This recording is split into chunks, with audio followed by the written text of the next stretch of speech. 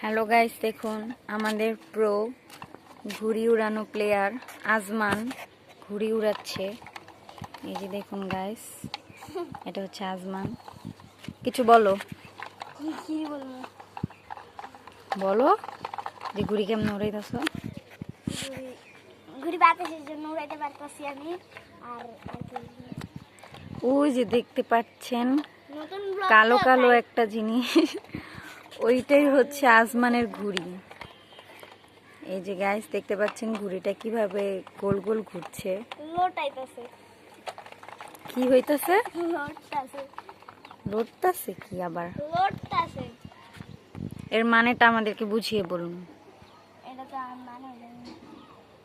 এখন গাইস উনি লাটাই কিভাবে ধরেছে এবং সে কিভাবে ঘুড়ি টানছে দেখুন গাইস। এবার ওই যে দেখুন ঘুড়ি।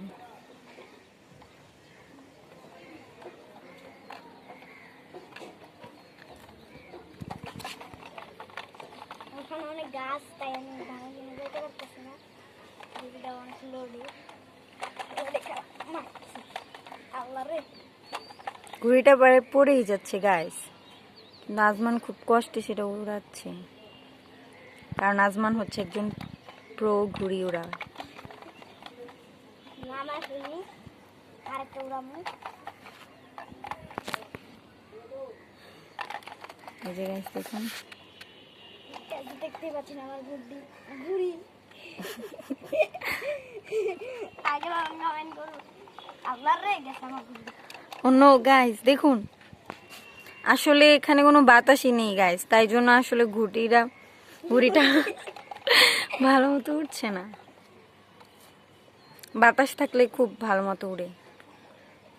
বাতাস বাতাস অনেক সময় থাকে, আবার অনেক সময় থাকে না। আর যখন থাকে তখন একবারে অনেক বেশি থাকে, তখন আর ঘুড়ি উড়ানো যায় না। তখন বড় ঘুড়ি উড়ানো যায়। আর গাইস এই হচ্ছে আমাদের ছাদের অবস্থা, কাপড় চোপড় দিয়ে ভরা গাইস, কারণ কালকে আমরা গ্রাম থেকে আসছি, সব ময়লা কাপড় চোপড় আম্মু ধুইছে। ধুয়ে দিছে। ঘুড়িটা প্রায় পড়েই যাচ্ছে গাইস, আপনারা দেখতে পাচ্ছেন। ও নো, তাড়াতাড়ি করো। দেখুন গাইস আজমান কতটা চেষ্টা করছে। ঘুড়িটা বন্ধ করে নামানোর চেষ্টা করছি গাইস। আসলে গাইস আমরা ঘুড়ি বলি, ব্লগের জন্য ঘুড়ি বলতে হচ্ছে, বাট এটাই আমরা ইউজ টু না। আমার লাঠিটাকে একটু তুমি ধরবা? অবশ্যই, কেন নয়, দাও। ভালো দিন ধরে এই যে গাইস লাটাইটা আমার হাতে, আর ওই যে ঘুড়ি হাত দিয়ে টানতেছি।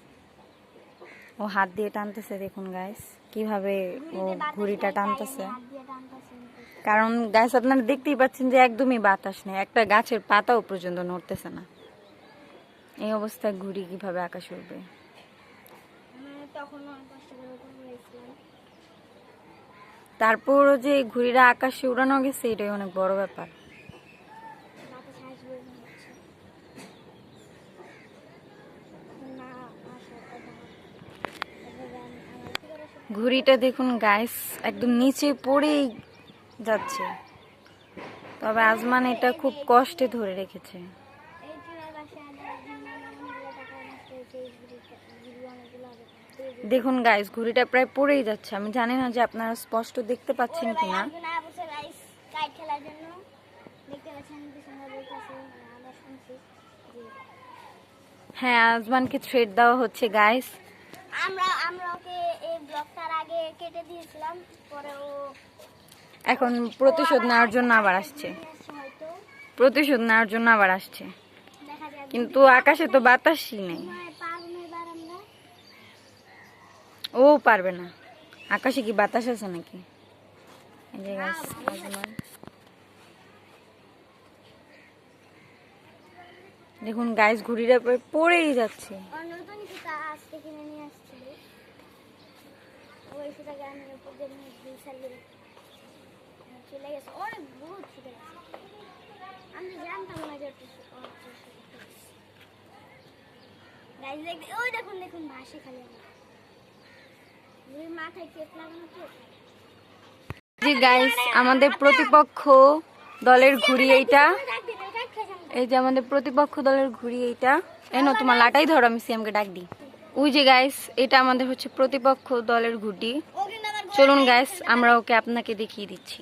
এই যে গাইস, এই ছেলেটা এখন আমাদেরকে হারানোর জন্য চলে আসছে। দেখতেই পাচ্ছেন যে ও আসমানকে গাইড দেওয়ার জন্য ঘুড়িটাকে অনেক উড়ানোর চেষ্টা করতেছে, বাট ওর ঘুড়িটা আসমানের মতো অবস্থা।